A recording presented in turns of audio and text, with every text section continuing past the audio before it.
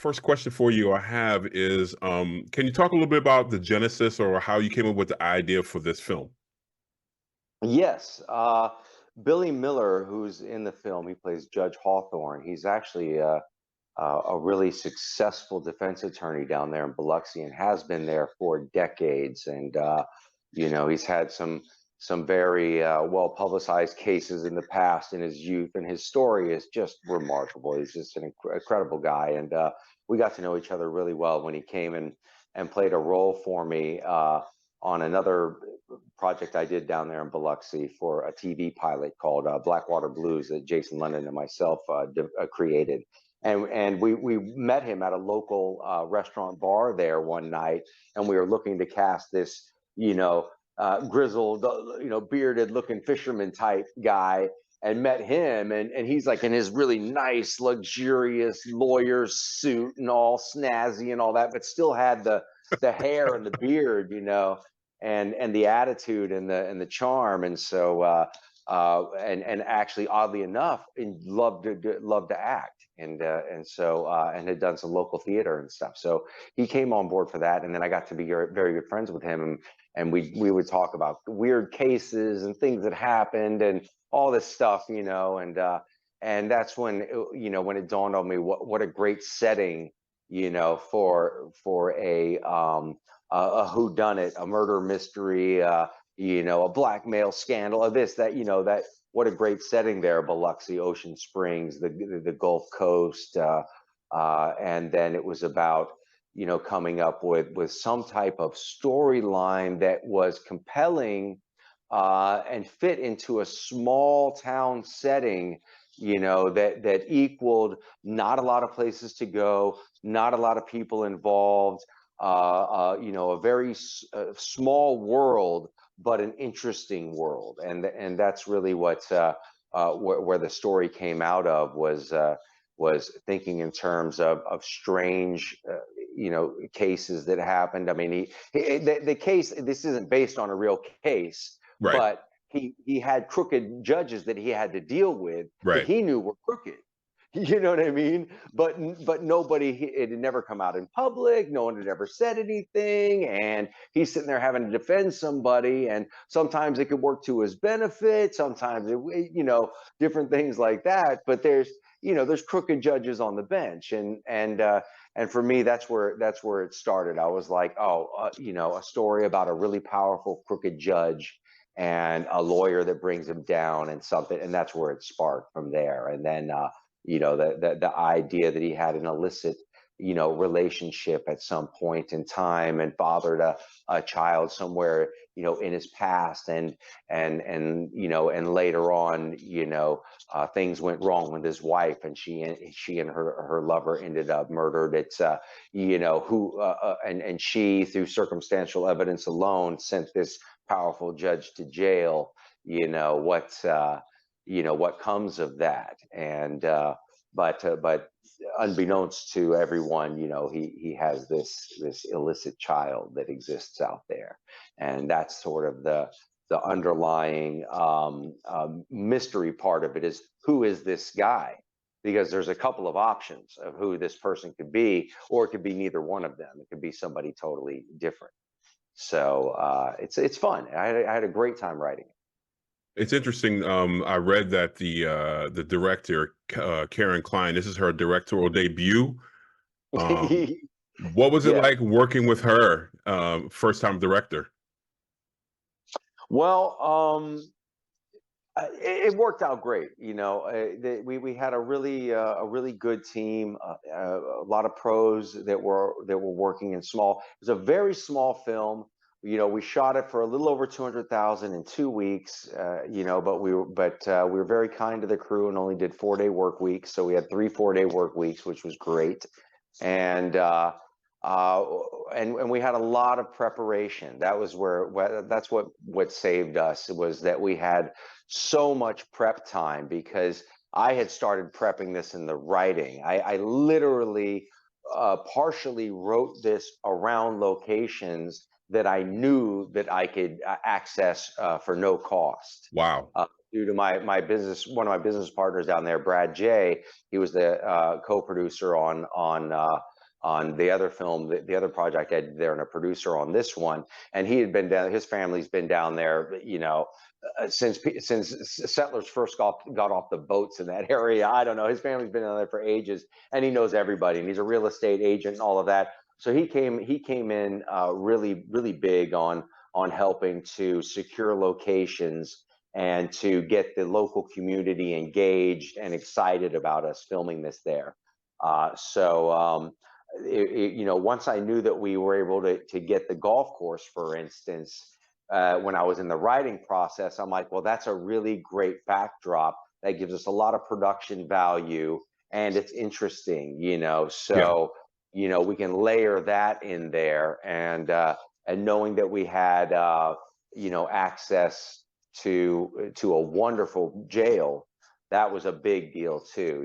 That gave us the ability to really layer that in, and we had some great houses that we had access to, and the scenery down there alone, the environment of Ocean Springs and Biloxi is just mysterious. The oak trees and the Spanish moss, and it just you feel something is mysterious about it anyway. So it's a great setting. We had a great cast: Kelly Sullivan and Brian Krause, Christiana Lucas, not myself, but myself, and Jason London and Orion Richmond, and again Billy Miller. And my point was to, how do I tell a story with like maximum 12 characters, maximum 12 locations, and if I can minimize those, then I will. You know what I mean? But I think all together, I think we have somewhere in the neighborhood of 12 to 14-ish speaking lines. And I don't think we have any more than 10 to 12 locations, but it was about rhythm. I always think of Seinfeld episodes. How do you stick in one location long enough and move to another location that you might have just been in 5 scenes ago, but it's been long enough and you've bounced enough between enough locations to feel like, oh, well, so you feel like there's a lot of movement as an audience member between these different places. And so you're not like, oh, wow, I've been sitting in this room with them for way too long. Can we get on with this? It allows for a rhythm and a pace to occur that feels organic enough, even though it's forced. It feels organic enough that you're tracking with the story in a way that you're compelled to keep watching. The character you play in this film is a character named Theo, if I'm correct. How does he fit into this world, this universe? Yeah, well, in every great murder mystery or whodunit or anything like that, and I'm not saying this is great at all, but it's a fun one. For the budget that we had, the cast that we have, and all of that, we had a lot of fun doing it. You have to have your red herrings. You have to have the other characters that come out of nowhere that don't make that much sense, that are sore thumbs to the storyline, that seem to mean well, but don't seem to behave necessarily right, or seem to be in locations that are odd because of the circumstances of the character that the audience is following.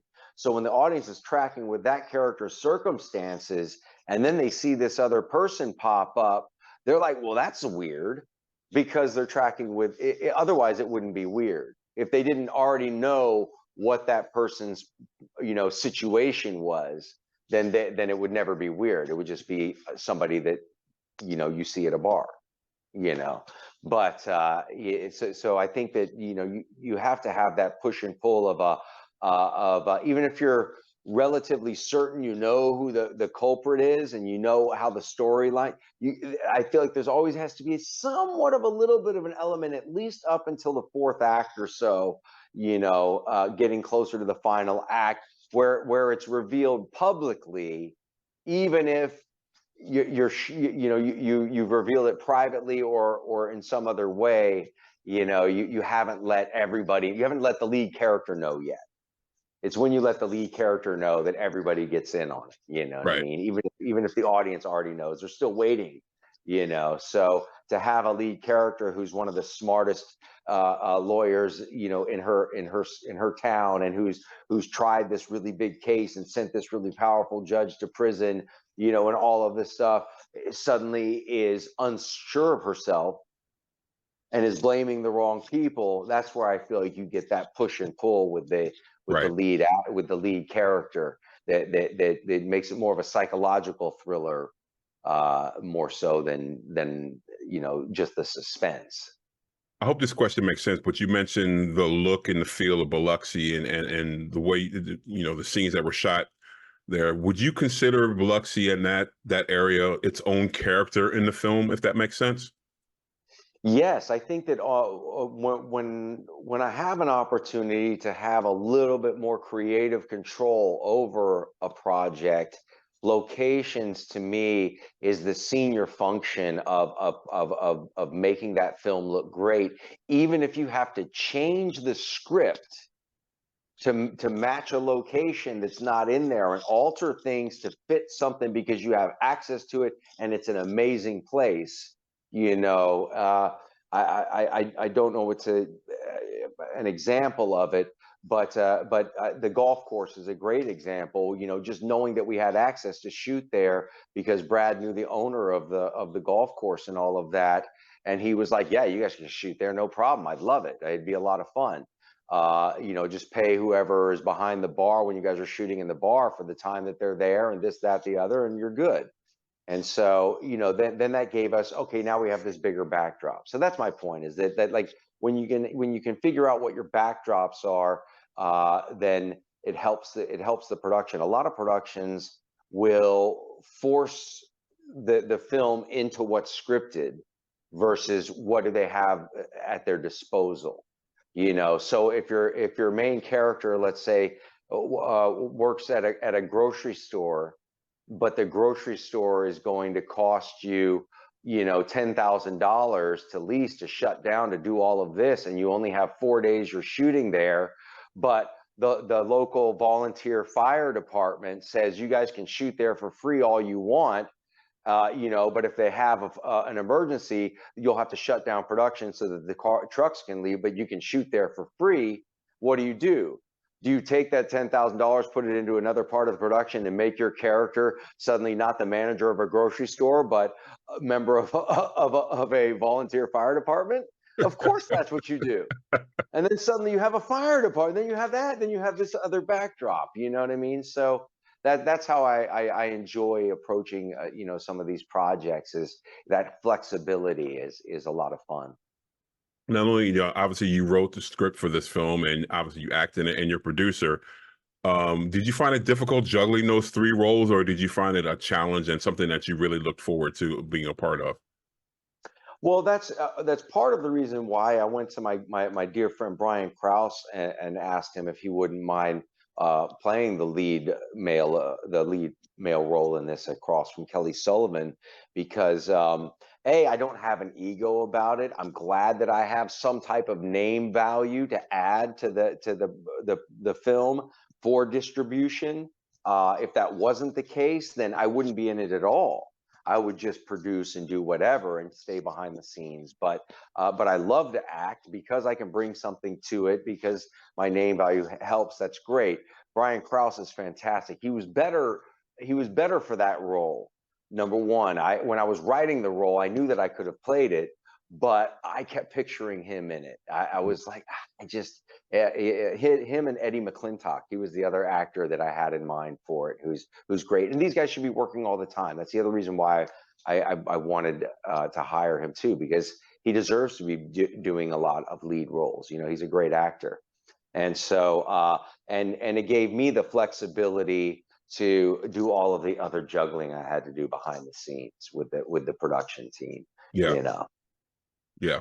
I love hearing people talk about independent films, because, these big budget films, they're great, but you have to be so creative with the money that you have. You have to spend every dollar, make sure you know where every dollar goes, and every dollar's on that screen when it comes to independent films. So I love hearing you talk about that. Yeah, and that comes to cars too. I mean, even cars. How do you how do you get the right type of vehicles to express who this character, how do you access those? If your character is supposed to be relatively well off and likes to floss, you need a really nice car. You got to have, and or like, for instance, when we did Blackwater Blues, the pilot that we shot down there in the same area, we went around and accessed a bunch of old vintage cars, and we got them all for free. It was great. The owners were stoked to have them in there. But we had like an old El Camino, a classic, convertible red Mercedes Benz, an old Bronco truck. And it gave the feel of like you didn't know what time you were in anymore. You know what I Mhm. mean? So even those kind of things, if you can figure out, it's not about just grabbing whatever you can grab. It's how do you get what's available, but really fits and makes your production value that much bigger. Because if, let's say, if you do have a wealthy guy and he's supposed to have this really luxury car, and you can't get a luxury car, but you can get like a classic Corvette, a 1969 Corvette that some dude owns, who's like, I'd love to have my Corvette in a movie. I've always wanted that. And he'll let you use it. What do you do? Do you sit there and go, he's supposed to be driving a 2024 Mercedes, yeah, yeah, yeah, yeah, yeah. Or do you just make, this is this guy's swag. He drives a classic sports car. That's because he's rich. He can afford all of the mechanical work that has to be done on this thing every month to keep it going. So it's that kind of thing. The flexibility is always fun on independent films, if you're willing to problem solve and not get stuck on what's on the page, and try and force everything into that box. I'm curious to know, for someone like yourself who's been in the business for a while, and when you write a project like this or create a project and put it out there in the world for people to look at, do you worry about people's reactions? I hope this makes sense. People's reactions to your project. So you just put it out there, you've done what you could, you hope people enjoy what you do.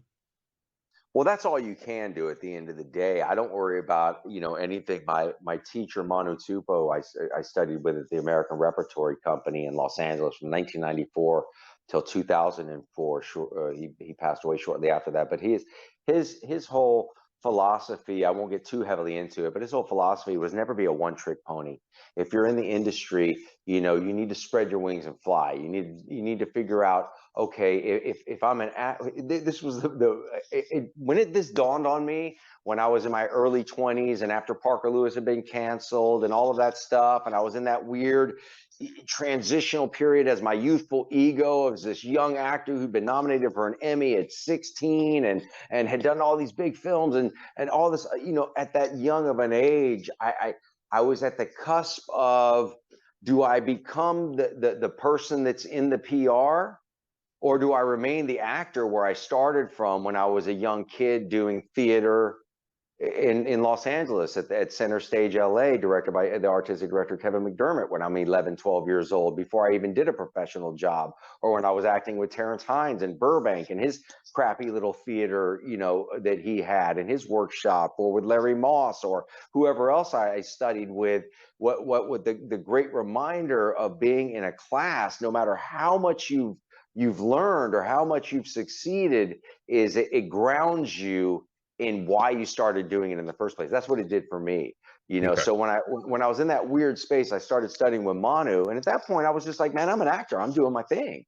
you know and when the first night I was in his class, he gave this speech about, don't be a one trick pony. Don't think just because you're an actor, that you're something in life, that you're acting, because you can only act when you're acting. It's silly, but it's true. So he meant to say is, if you're walking around life and you're telling everybody, hey, I'm an actor, I'm an actor, I'm an actor, and all of that in between time, between when you're actually acting, meaning when you're on stage performing a character, when you're in front of a camera performing a character, or when you're in the process of developing that character and rehearsing that character, researching for that character, that's the only time when you're actually engaged in acting. So if you're walking around saying, yeah, I'm an actor, but you're not doing anything, you're bartending, you're doing this, no, then you're bartending, you're Right. not acting. Right. And if you're not bartending, then what are you doing when you're doing it? Well, I'm jogging. Oh, you're jogging now. Okay, now what are you doing? Well, I'm sitting around watching TV. Okay, well, that's what you're doing. Or so you're never a thing unless you're doing that thing. You know Right. what I mean? Right. And so he was like, if you think that you're an actor and you're going around telling everybody that, you're delusional. And I suddenly, I mean, my mind, I mean, it's such an obvious thing, but at that time I was like, oh my God, I'm not an actor.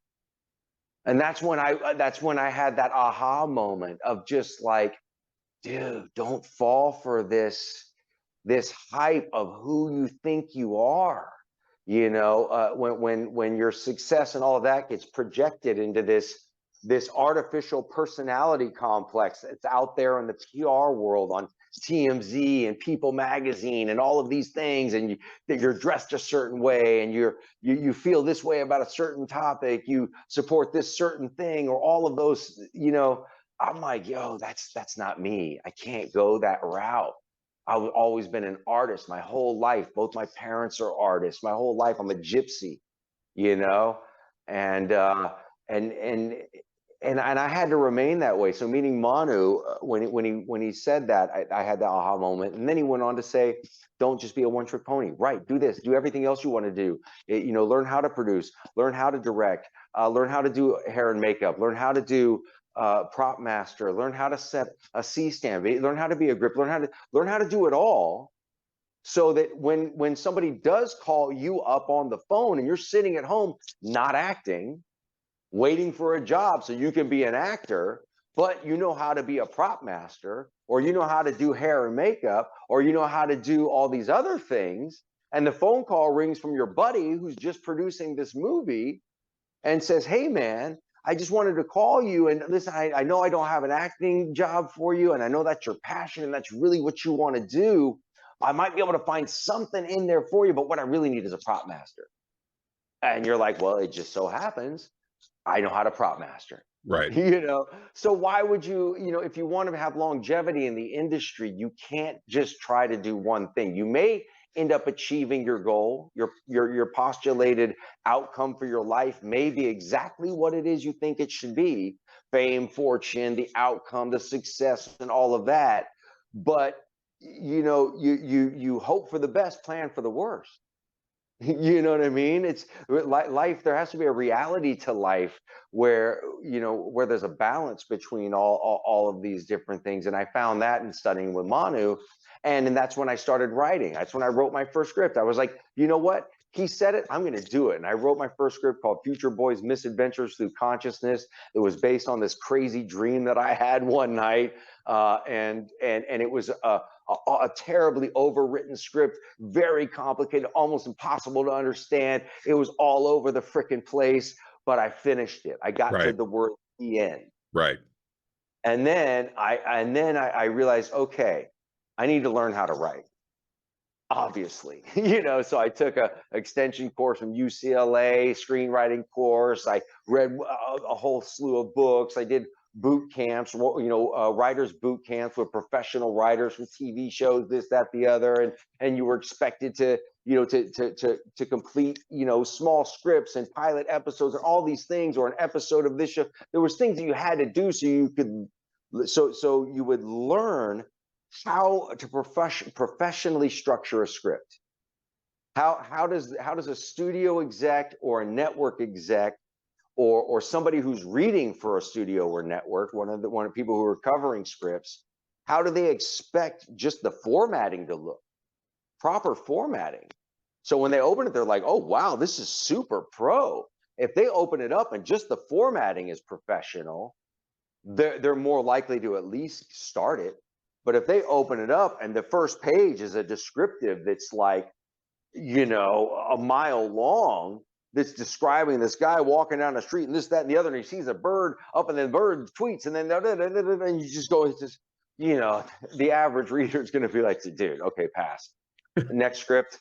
You know, Yeah. so but when you learn, you know, so I learned, and then I started writing because I wanted to be passionate about it, because it, you know, again, Manu when I was learning, when I, you know, was starting the writing journey, he said, okay, cool. Now what you need to do is you need to know that you're writing because you love to write. And I'm like, so what are you saying? He goes, don't write these scripts to get them produced. Write your scripts because you want to tell that story. And that set me off. I've written like 28, 30 screenplays. I have a bunch that you can buy on lulu.com where I publish of the stuff that I've written. I have 3 poetry books. I have a teen angst novella called Venice High that's loosely based on my life growing up as a graffiti writer in Los Angeles. And I have a new acting book, creating a character for stage and life, which is about my studying with Manu Tupou at the American Repertory Company and his technique and all of that, and a bunch of my screenplays, you know, and some photo books as well too. I've been a photographer in my past too. Wow. For the viewers, one of my final questions for you is, what do you think separates this film, Deadly Justice, from, say, other films that may have a similar feel or similar vibe to it? Well, I'm of the personal belief that films nowadays are far too gratuitous. They have far too much exploitative type of visuals, shall we say. So the murders become more and more and more grotesque. The love scenes become more and more and more overt. Everything, it's just, I don't think it's necessary to tell a story that way. And this was one of the, because I've written, even though I'm probably 6 films that I've written that have both shown on Lifetime and Sci-Fi Channel that I don't have screenwriting credit for, but I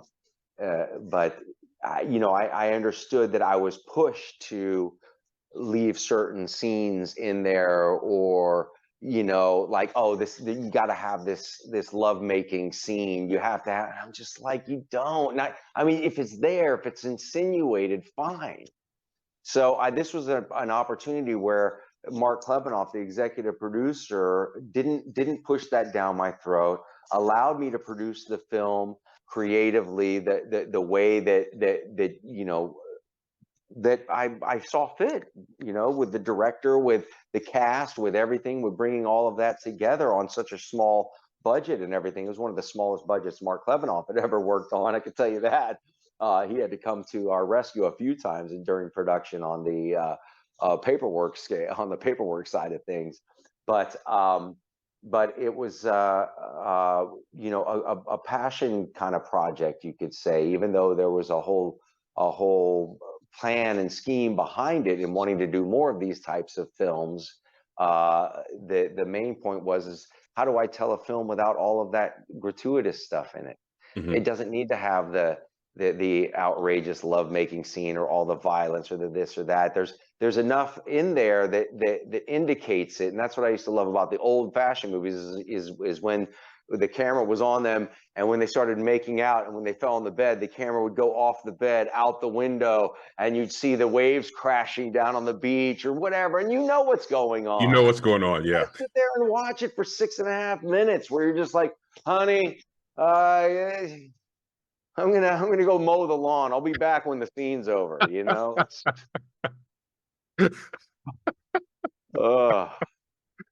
And finally, with Deadly Justice coming out very soon, any other projects that you can talk to us about that you're working on that you can talk about? Yes, a bunch of them, actually. I'm very excited. The Sunscreen Film Festival, which is a great film festival down here in Florida, in St. Petersburg, in late April. I have a film called I Feel Fine, which is screening there, and it's directed and written by Haley and Austin Spicer, who are local directors, produced by the Scatter Brothers, who are great friends of mine, local producers. I've done some other projects with them. It's just an incredible, touching teen